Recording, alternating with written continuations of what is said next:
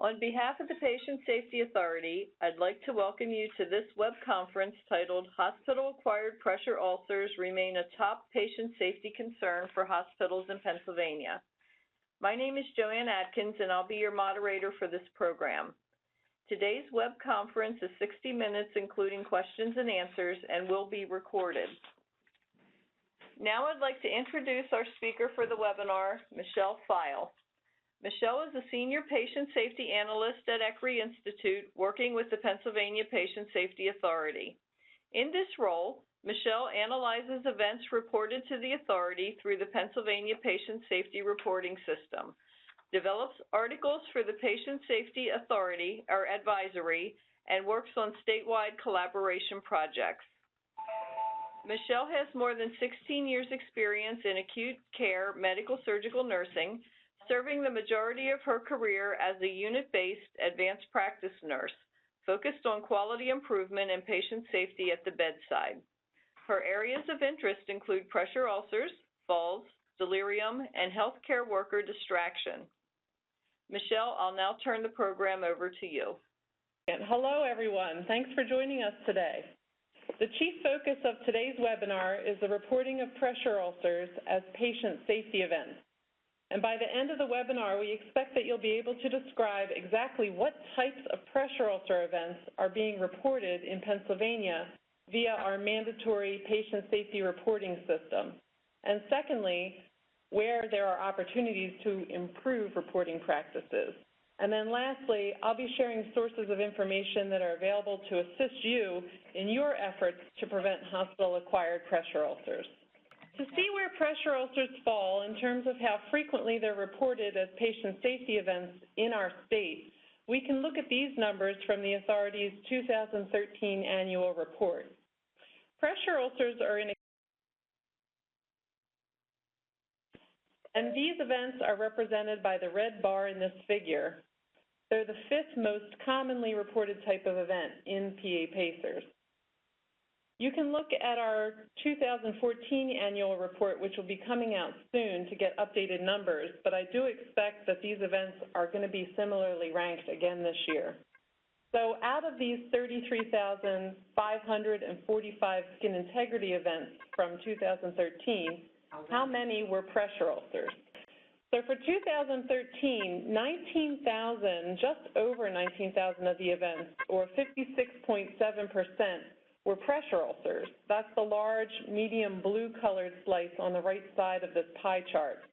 You can see the other event types in this category listed, with skin tears, that's the orange color, and other types of skin integrity events in the gray section of the pie. They come in second and third place, frequency-wise, for what's reported. So the majority of skin integrity events that are reported in Pennsylvania are, in fact, pressure ulcers. Is there a debate at your facility about whether pressure ulcers are reportable patient safety events? It is recognized that some pressure ulcers are not preventable, particularly in critically ill or dying patients. However, with risk assessment and interventions targeted to specific risk factors, the majority of hospital-acquired pressure ulcers are considered preventable. Because of this, most patient safety and wound care experts would agree that these pressure ulcers are indeed patient safety events. Pressure ulcers that are acquired in the course of the patient's clinical care at a facility are reportable because they meet the definition shown here for a reportable event, according to Pennsylvania's MCARE law. Reportable events are defined as those events that involve the clinical care of a patient in a medical facility that either resulted in or had the potential to result in an unanticipated injury or require the delivery of additional health care services to the patient. And we know that pressure ulcers, by definition, involve injury to the skin, and they certainly require the delivery of additional health care services. In 2008, two things happened that had the potential to impact pressure ulcer reporting in our state. First, in June, 2 new pressure ulcer stages were added to PSRS. Those were suspected deep tissue injury and unstageable. Previously, PSRS had only included stages 1 through 4. but our system needed to be changed to allow for these two other recognized stages. And by the way, these two illustrations are available from the National Pressure Ulcer Advisory Panel, and they are free for anyone to use in educational programs. They're excellent for educating staff. It's the same. Second, in October 2008, the final changes to the inpatient prospective payment system went into effect. This allowed for non-payment by Medicare for hospital-acquired pressure ulcers. In the past, a pressure ulcer would have allowed for an upcoding of a patient's DRG. So, for example, a patient came in for a CABG procedure and would get a certain amount of money reimbursed from Medicare. But if the patient developed a pressure ulcer, that patient's DRG would have had a code added that increased the amount of money CMS reimbursed the hospital. So, of course, this extra money would help defray the costs of the additional wound care, the extended length of stay, but it was almost as if this hospital-acquired condition was being rewarded in some way. So this change to the prospective payment system was a big step in putting some financial incentives and pressure behind the prevention of hospital-acquired conditions. So we'd like to think that this was already a priority for clinicians who wanted to protect their patients from harm, but this change certainly did kick it up a notch. Our event reporting system became live in 2004 in Pennsylvania following the MCARE Act. However, we recognize that it may have taken a few years to figure out exactly which pressure ulcers needed to be reported and how. So to explore how reporting may have changed over our most recent years and how those changes in 2008 may have affected reporting, we took a look at all pressure ulcers that were reported from 2007 through to 2013. And then these reports were analyzed using 3 criteria available in the leading healthcare provider. Time of acquisition is one way we analyze these events, the level of harm for these pressure ulcer events, and the wound care stage. Options exist for reporting the time of acquisition in PACERS, and this is the exact wording that's used in our system. Reporters can indicate that a patient was either admitted from another facility with an ulcer, that this is a new ulcer less than 24 hours after admission, or this is a new ulcer greater than 24 hours after admission. This is a mandatory field in the PACER system, so reporters are required to choose one of these 3 options. For serious events and incidents entered manually into PACERS, the reporter can make a selection when they're entering the report. But some incidents can be transferred into our PACER system electronically over an interface from your internal facility reporting system. So a question for you would be, do you categorize the time of pressure ulcer acquisition this way, these 3 ways, in your own facility event reporting system? And if not, what questions are asked? And then how is that information mapped into PACERS over the interface? Your facility system manager for PACERS and your IT department should have a description of how these things are being mapped over the interface to PACERS. And the reason this is important is going to be more clear as I look through the data with you from PACERS that I'm about to present. So here's how pressure ulcer event reports look in PACERS according to the time of acquisition. You can see that the yellow part of the bar represents reports of patients admitted from another facility with a pressure ulcer. And these are the majority of reports for each year, 2007 through 2013. The light blue bar shows reports of pressure ulcers labeled as new ulcers less than 24 hours after admission. And between 2011 and 2012, you can see here there was a big jump in this number. So we looked more closely at this jump and found that the increase occurred at the same time as when large increases were seen in the number of pressure ulcer events reported as incidents over the interface at less than 10 acute care hospitals in our state. Also, looking more closely at these report narratives, the descriptions of the events, suggested that this increase could also be the result of reporting pressure ulcers present on admission using this category of new ulcer less than 24 hours. Also possible that changes in incident mapping in these few facilities alone accounted for most of this jump that you see there between those 2 years. Other reasons also appear to be a failure to identify pressure ulcers present on admission, so they weren't identified until within the next 24 hours, or there was a missing or an inadequate pressure ulcer risk assessment, and then a pressure ulcer did occur within those first 24 hours, or missing or inadequate implementation of prevention measures. So all of these reasons were suggested in our analysis of those events there involved in that jump in that light blue category right in the middle of the graph. So I'm going to pause here for our first polling question for you in the audience today. Do your staff complete event reports for pressure ulcers that are present on admission? Okay, so almost half, 40 out of our 84 participants. We also have a few that are unsure and a fair number that didn't answer the question. So we understand that there may be value in collecting information about pressure ulcers present on admission, definitely internally within your own facility reporting system. However, we do want to clarify that according to the MCARE law, only pressure ulcers that are acquired in the course of the clinical care of the patient in your facility are reportable events that should be submitted to PA-PSRS.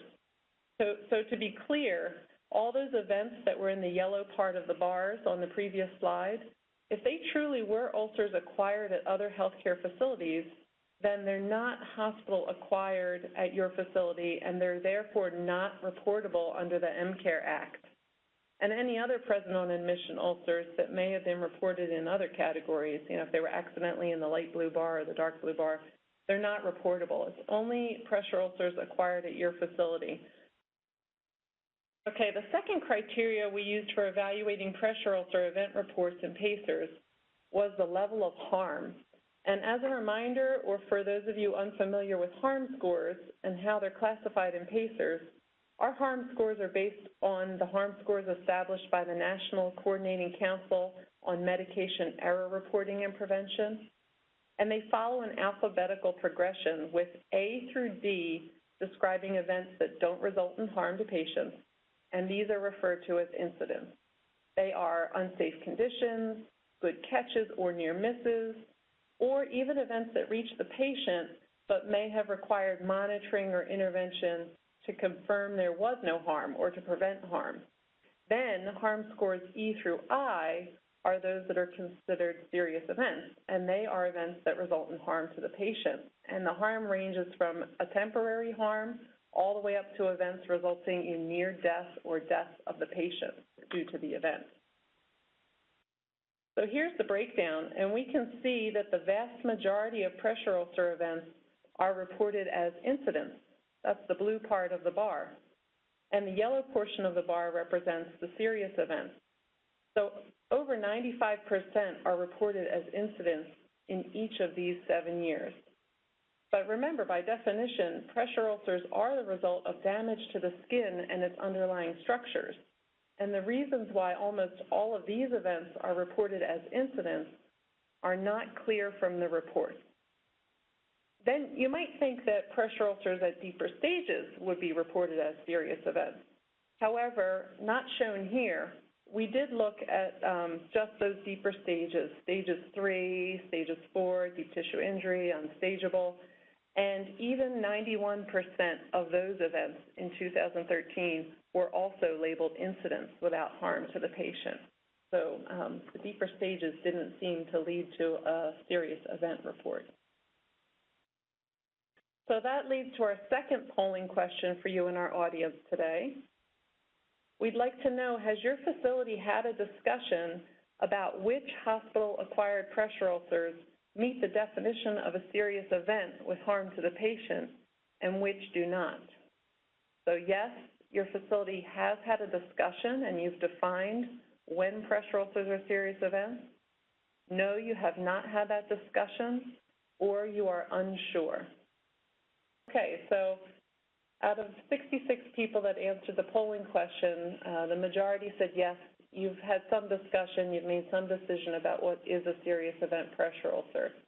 some have not, and some are unsure. So remember earlier we spoke about the fact that MCARE requires reporting of serious events and that the description would include hospital-acquired pressure ulcers. Well, we can also come at this the reverse way and look at MCARE to see what do they define as an incident. And MCARE says that an incident is an event, occurrence, or situation involving the clinical care of a patient in a medical facility which could have injured the patient but did not either cause an unanticipated injury or did not require the delivery of additional healthcare services to the patient. So in light of these definitions, and because hospital-acquired pressure ulcers do require the delivery of additional healthcare services, it is suggested that hospitals reconsider the level of harm assigned to these event reports. Further investigation and establishment of criteria that delineate your hospital-acquired pressure ulcers that are reportable as serious events is definitely warranted. So right now, we don't have a consensus definition in the state for this.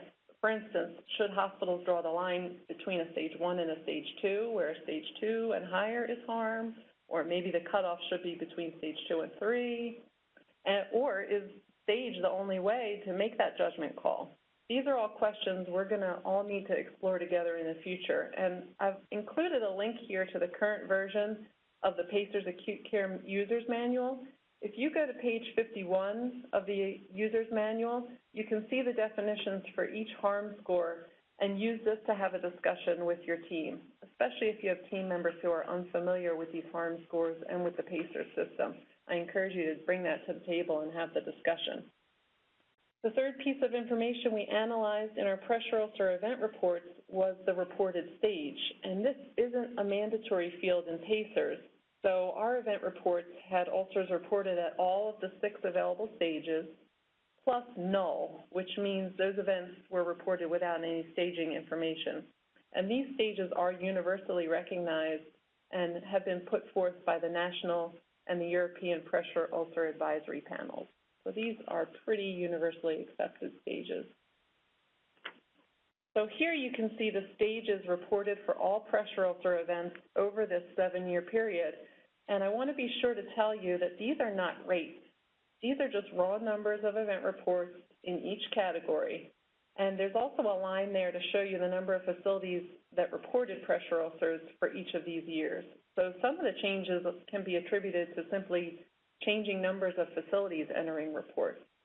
But I would say the most noteworthy information conveyed in this bar chart is the high number of events reported without any staging information, and that's the darker yellow portion at the top of every bar here. About 1/3 of pressure ulcer events are reported each year with no staging information included.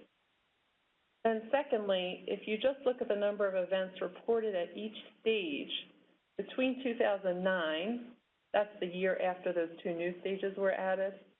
If you look between 2009 and 2013, there was a 30.1% decrease in reports of stage 2 pressure ulcers. That's the medium blue color, second from the bottom of each bar. And there was a 31.1% decrease in reports of stage 3 pressure ulcers, that very light blue, grayish colored part of the bar in the middle. And there was also a decrease that's hard to see, but a decrease in stage 4 pressure ulcers. That's the very dark teal right in the middle of the bar. So again, those were decreases in stage 2, 3, and 4. Then the light mint green color represents suspected deep tissue injury, and the light yellow represents unstageable. Those were the stages introduced halfway through 2008. So again, if you look from 2009 to 2013, you can see that their number went up through 2011, declined a bit in 2012, then went up again in 2013. But looking at this bar chart, we're looking at all pressure ulcers.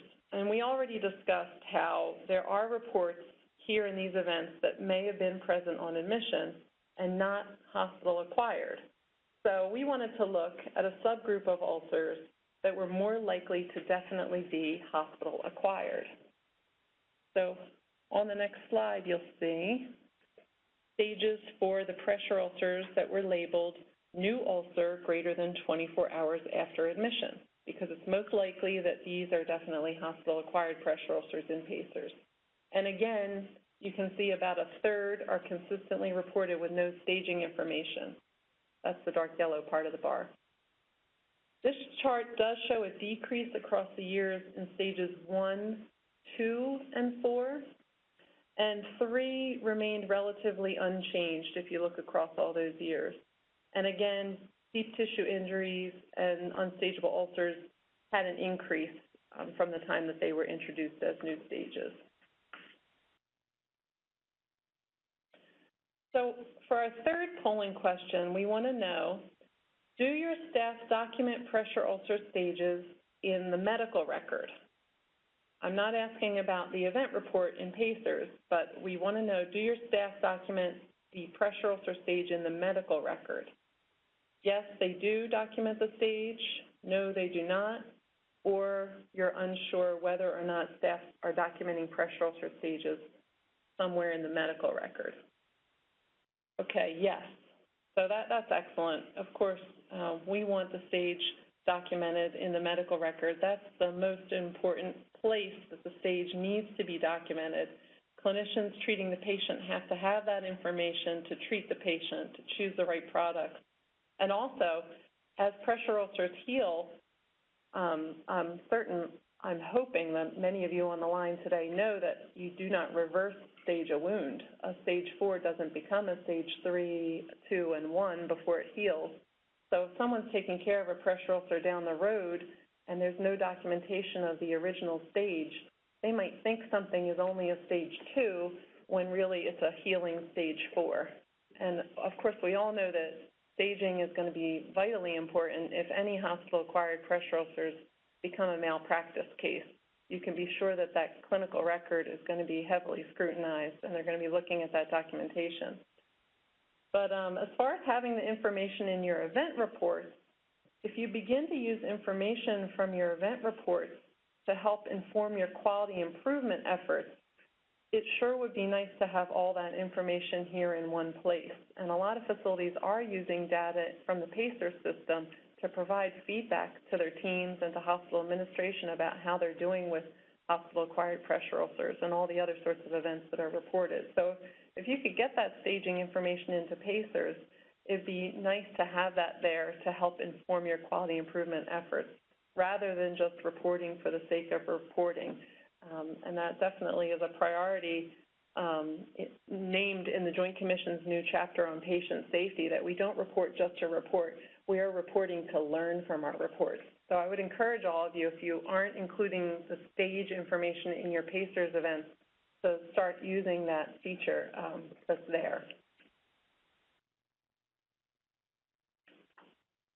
So at this time, I just want to pause to review the main points communicated thus far. So in terms of reporting, skin integrity events are the 5th most commonly reported type of event in Pennsylvania. The majority of skin integrity events are pressure ulcers, and a big take-home for today, only hospital-acquired pressure ulcers are reported or reportable as patient safety events. Then as far as time of acquisition, the majority of pressure ulcer events are reported as admitted from other facility with ulcer. And some reports that are labeled new ulcer, less than 24 hours after admission, describe pressure ulcers that also may have been present on admission. And we also see that nearly a third of pressure ulcer events are reported as new ulcers greater than 24 hours after admission. And that's stayed pretty steady over the years. So these are the ones most likely to definitely be hospital-acquired, and that percentage really hasn't changed. As far as harm score, over 95% of pressure ulcers are reported as incidents without harm to patients. Incidents can be reported to PA-PSRS manually or through an electronic interface, but any serious events can only be submitted to PA-PSRS manually. The interface doesn't let serious events transfer over from your system to our system. So important things to know, especially if you're less familiar with the PACER system. And lastly, as far as reporting stages with PACER event reports, we see that approximately a third are always reported without staging information. And the trends we've seen in those new ulcers more than 24 hours after admission, the ones most likely to be really hospital-acquired, the trends we can say we've seen are decreases in the number that are reported at stage 1, 2, and 4, no real change in 3, and that increase in deep tissue injury and unstageable since those stages were introduced. As stated at the beginning of today's webinar, our chief focus has been the reporting of pressure ulcers as patient safety events. And through our presentation so far, we've reviewed information from PACERS to meet our first 2 objectives. Now you should be able to describe the types of pressure ulcer events being reported to the authority and identify some opportunities for improved pressure ulcer reporting practices.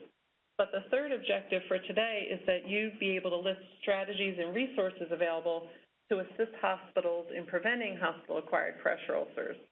So here we'll start with a general list of risk reduction strategies. So in broad terms, obviously you should establish a program, you should implement evidence-based interventions, and monitor for compliance with the program and the interventions, and lastly, investigate all serious event pressure ulcers and examine the way hospital-acquired pressure ulcers are being reported at your institution. So I'm going to go through each of these 4 general strategies in more detail.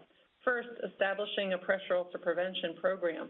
And some key steps suggested are to pull together an interdisciplinary team to develop and lead your program, consult evidence-based guidelines to develop the program, enlist subject experts at your facility who can provide ongoing support for the program and continue to educate staff.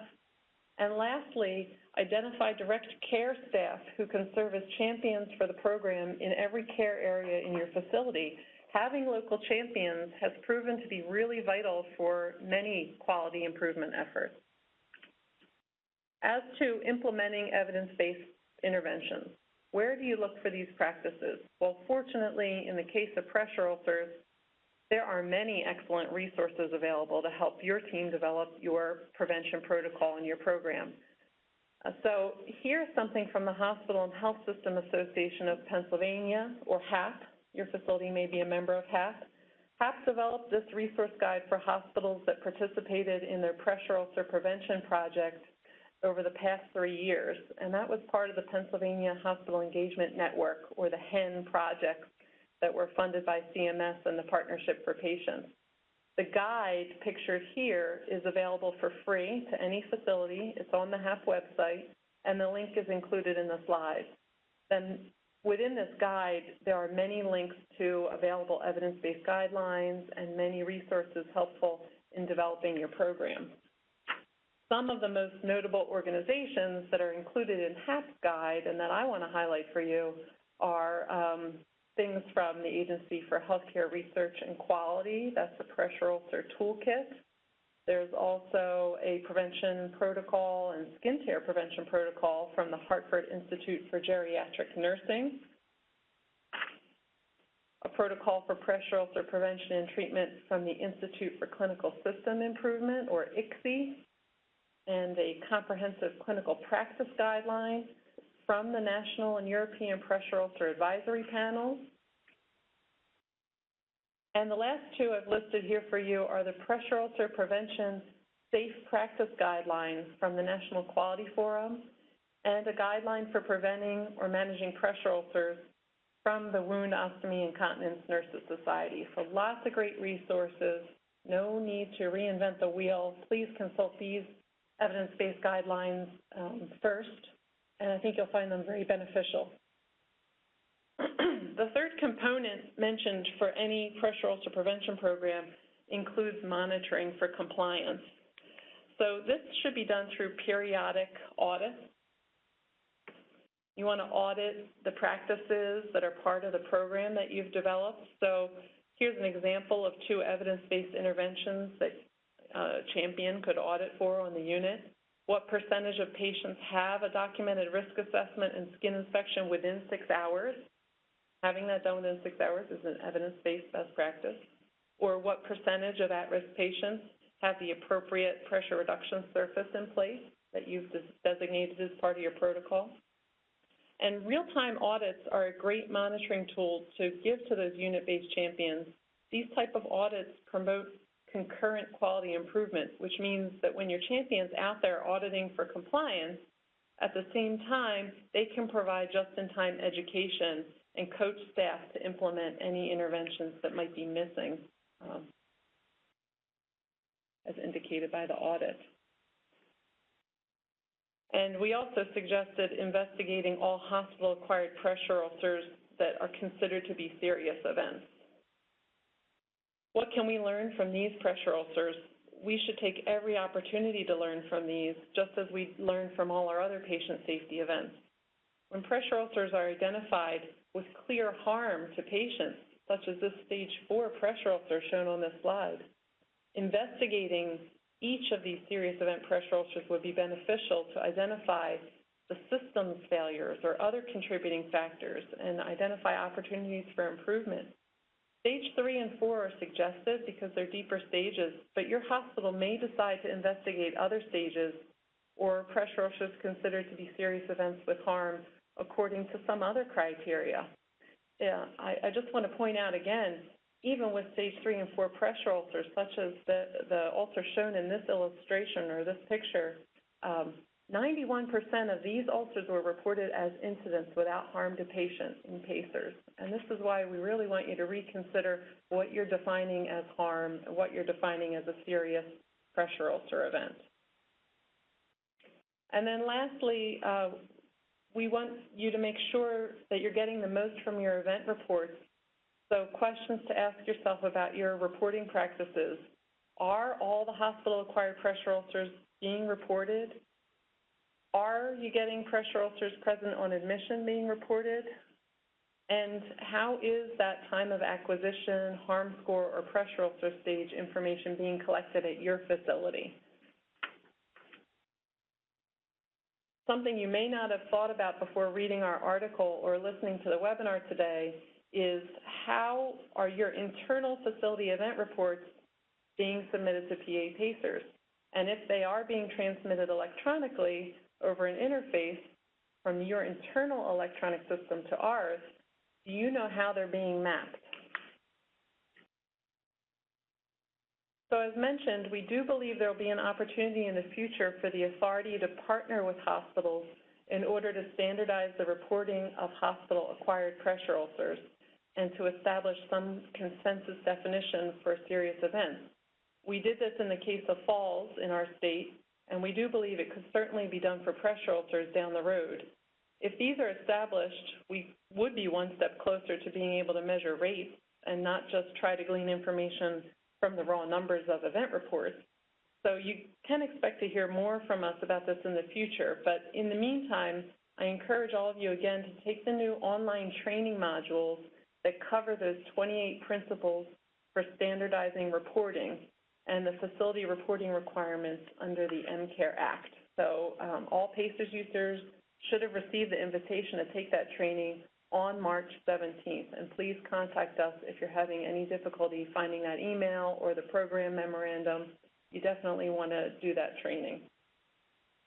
So in conclusion, pressure ulcer prevention does remain a priority for hospitals in Pennsylvania and all hospitals because they are recognized as a measure of patient safety and quality of care. We have regulatory and financial incentives for their prevention, and they can have a profoundly negative impact on patients.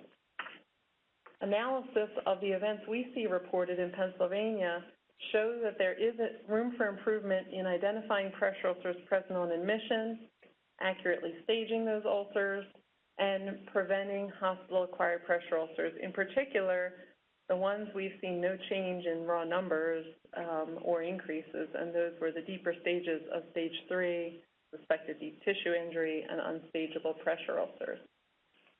And some more conclusions. Accurate staging and reporting of pressure ulcers provides data that can be trended over time to help you assess the effectiveness of your current protocol or program, to design and monitor the progress of your quality improvement efforts. So I want to leave you with a quote from Courtney Leiter and Elizabeth Aiello. They are two recognized nursing experts in pressure ulcer prevention. The prevention of pressure ulcers often involves the use of low technology, but vigilant care is required to address the most consistently reported risk factors for development of pressure ulcers. Not all pressure ulcers can be prevented, but the use of comprehensive pressure ulcer programs can prevent the majority of pressure ulcers. And this last sentence really sums up why pressure ulcer events are indeed patient safety events. So I wish you all the best of luck in continuing to work toward preventing hospital-acquired pressure ulcers at your facility. And we at the Authority believe that through transparent reporting of these events, we can all learn collectively from the whole and support each other in our continued efforts to improve. So thank you so much for attending the webinar today. I look forward to your questions. And now I'll turn the program back over to our moderator, Joanne. Thank you, Michelle. This was a great presentation with valuable information everyone can utilize in their organization. Okay, I'm going to start with some questions that came in through the Q&A box here. Is an ulcer considered hospital-acquired if the admission assessment does not contain the presence of an ulcer, or is it within less than 24 hours of admission? Well, of course, it's most important that the first person who does a physical examination of the patient checks all pressure points and does a thorough skin assessment. So being a clinical nurse specialist in two large academic medical centers, I can tell you that I stress this with staff, both nurses and physicians, all the time. That first time that a nurse does a physical assessment of a patient or a physician does, it is vital, especially if you can already see that this person has risk factors for pressure ulcer development. You have to check the pressure points, and you have to make documentation of anything you see on any of the pressure points. And that is going to help all clinicians identify whether something that is seen within those first few days in the hospital is in fact something that was present on admission. I do believe as far as what CMS cares about, they're going to look at what is coded as far as billing, and that they're going to look back to the physician's documentation of what was present on admission. So whoever that first person is to assess the patient's skin needs to document exactly what they see. In some places, I know that they have policies for wound and skin photography. I know that this has been common in practice in nursing homes for many years, adding a skin man or, the body drawing to your admission assessment so that staff can clearly document any skin changes that they see on the patient's body with that first full physical assessment is definitely vital. It has to be documented with that first physical assessment. If something is documented as skin is clean, dry, intact, and no issues, that's not going to help you if there is a pressure ulcer that becomes a malpractice case in the future, and they start to debate why a physician may have written a note 24 hours later to say this was present on admission, when clearly someone documented with the first physical assessment that the skin was fine. But that being said, let's all try to help each other with thorough assessments and thorough documentation so that attending physician can write a clear note of what the diagnosis is. Is this a pressure ulcer present on admission, or is it not? So I hope that kind of answered your question. And someone asked, can we repeat the website that we can look at for the definition of harm score levels? So I think I can go back in the slides here. I know it's a longer website.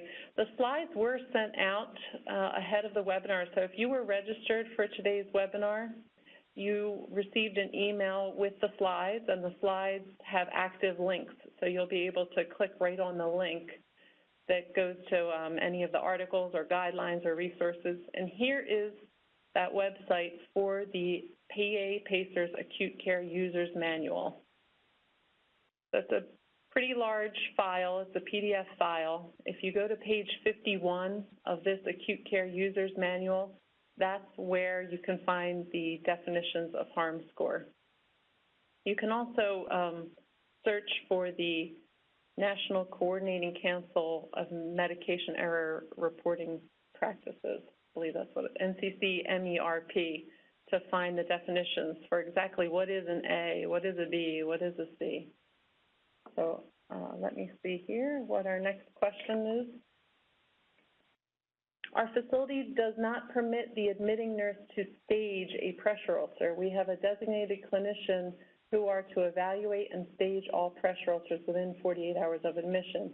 The nurse is to describe the reddened, non-blanchable area.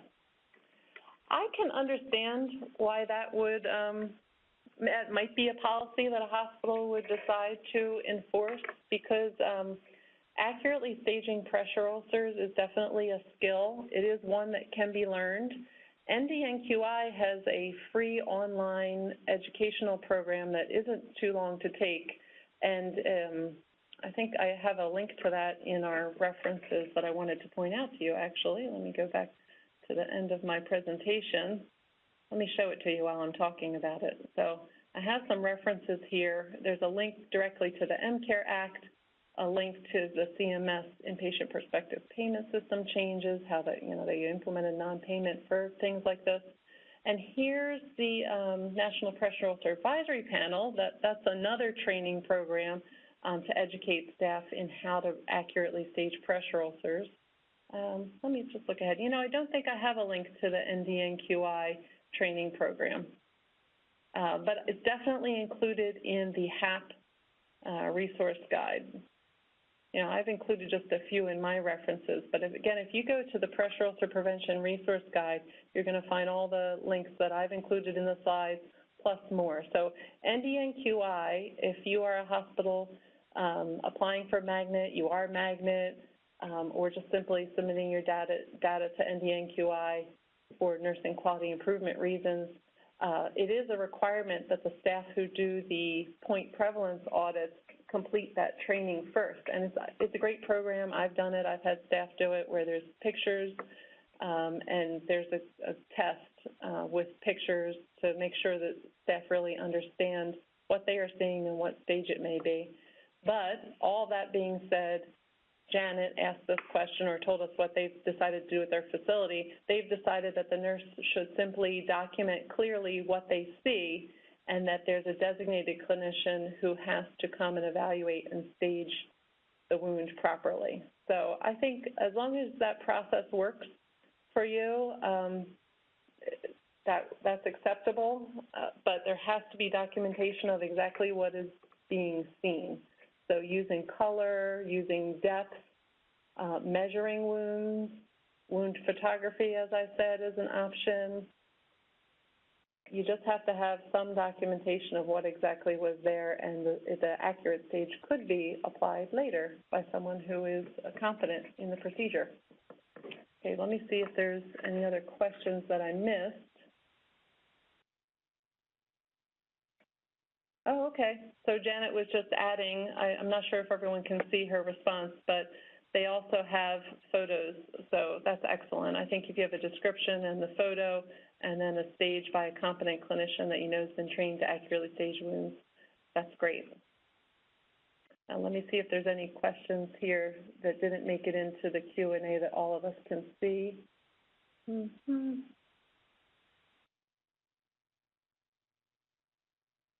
Okay, I'm not seeing anything that I haven't answered so far.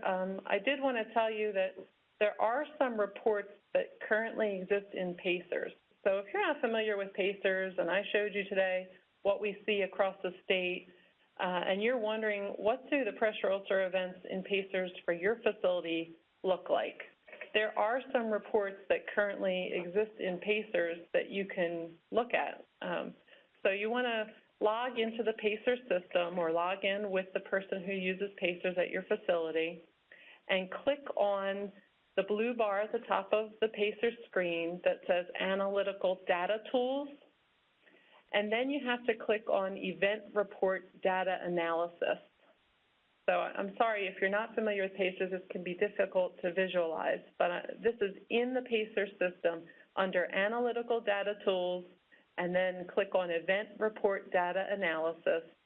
There is a report called Distribution of Subcategories. And one of the pie charts that comes up there is a pie chart just of skin integrity events, and it shows a breakdown of what skin integrity events are being reported at your facility. And you could look at your whole facility, you could look at just one care area, you could look at just 1 month or a whole year, or the full 10 years you've been reporting to PA-PSRS.